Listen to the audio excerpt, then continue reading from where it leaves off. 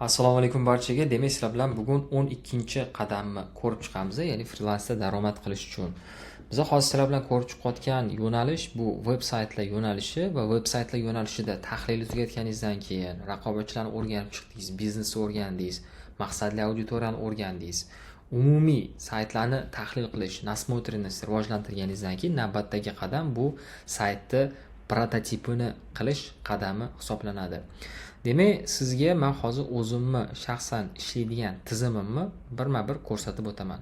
Birinchi navbatda qiladiganim, o'tgan safar sizlar bilan ko'rib chiqdik, raqobatchilarning chuqur tahlilini. Bu yerda faqat vizual tahlil turibdi. Vizual tahlildan tashqari siz shu yozilgan tartibda Google Sheets ichida butun kompaniyalarni birma-bir tablitsa ichida, ya'ni shu jadval ichida tahlil qilib chiqishingiz kerak bo'ladi. Demak, ko'rib turganingizdek, bu yerda men har bitta man ishlayotgan shu saytini qilayotgan kompaniyani raqobatchilarini birma-bir yig'ib chiqqanman. Har xil ro'yxatda, ya'ni bularning soni har xil, bir xil ro'yxatda 50 talab, bir xil ro'yxatda 100 talab kompaniyalarni tahlil qilishga to'g'ri keladi. Endi bu yo'nalishdan kelib chiqib turib. Bundan keyin dizayn uchun alohida men referenslar yig'aman, lekin bu keyingi bosqich. Biz siz bilan hozir faqatgina prototip bosqichini ko'rib chiqishimiz kerak bo'ladi. Keyin bu yerda bizda TZ brief bor. Bu degani nima degani desa, mijoz bilan biz suhbat o'tkazganimizni men matn ko'rinishiga keltirib olishim kerak bo'ladi. Birinchi mijoz bilan uchrashuvga boramiz, diktofonda butun aytaylik suhbatni yozib olamiz va shu suhbatda ko'rib turganingizdek matn ko'rinishiga keltiramiz. Bu matnni keyin biz har xil variantlarda o'sha real saytda ichida qanaqa ishlatish mumkinligini har xil AI instrumentlar orqali GPT bor, Claude bor, Gemini bor, shunga o'xshagan platformalarda tahlil qilib turib, matnlarni variantlarini birma-bir yozib chiqamiz. Shundan keyin biz saytda Figma platformasi ko'rib turganingizdek, bu platformaning nomi Figma platformaning ichida mana prototip ko'rinishiga keltiramiz. Prototip nima degani desa, bu sayt oq-qora formatda bo'ladi. Matnlar hammasi 100% yozilgan bo'ladi va sayt sxema ko'rinishida bo'ladi.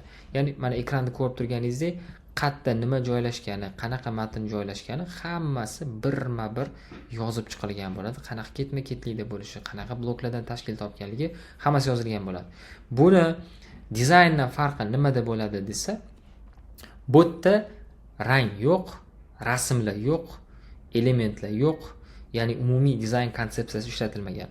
Faqatgina matnlar va faqatgina bloklardan tashkil topgan variant bo'ladi. Bu narsaning nomi prototip bo'ladi.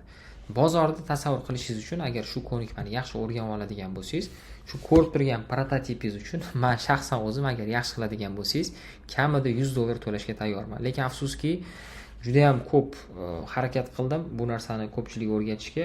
Ko'pchilik shu ko'nikmani juda ham chuqur o'rganadigan bir odam, yaxshi odam topolmadim. Agar haligacha mana videoni ko'rib turganlar orasida men o'rganaman deydigan odam bo'lsa, men o'zim shogirdlikka olib turib sizga o'rgatishga tayyorman.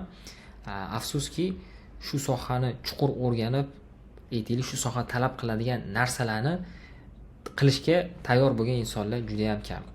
Bu prototipni qilishni o'rganish uchun nimalar kerak bo'ladi desa, buni o'rganish uchun birinchi navbatda kitoblarni o'qishingiz kerak bo'ladi. Birinchisi Пиши, сокращай kitobi, Продающий тексты kitobi, Jim Edwards Copywriting Secrets kitobi, Kirulanovning Generator klientov kitobini o'qishingiz kerak bo'ladi va Alex Hormoziyni kitoblari bor, bir nechta kitoblari bor, 100 million leads, 100 million offers bor va undan tashqari Russell Brunsonning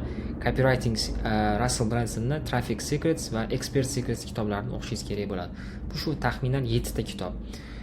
Shuni o'qiganingizdan keyingina yaxshi matn yoza olasiz, nima qilayotganingizni o'zingiz tushunib, bilib qilasiz. Tikka GPT dan ko'chirib olish boshqa masala, lekin har bitta yozgan gapingizni tushunish, bilish, konversiyaga ta'sir qilishini o'rganish u umuman boshqa daraja hisoblanadi. Demak, bugungi mavzuyimiz shu. Agar yoqqan bo'lsa, foydali bo'lgan bo'lsa, fikringizni izohlarda qoldiringlar, reaksiya qoldiringlar.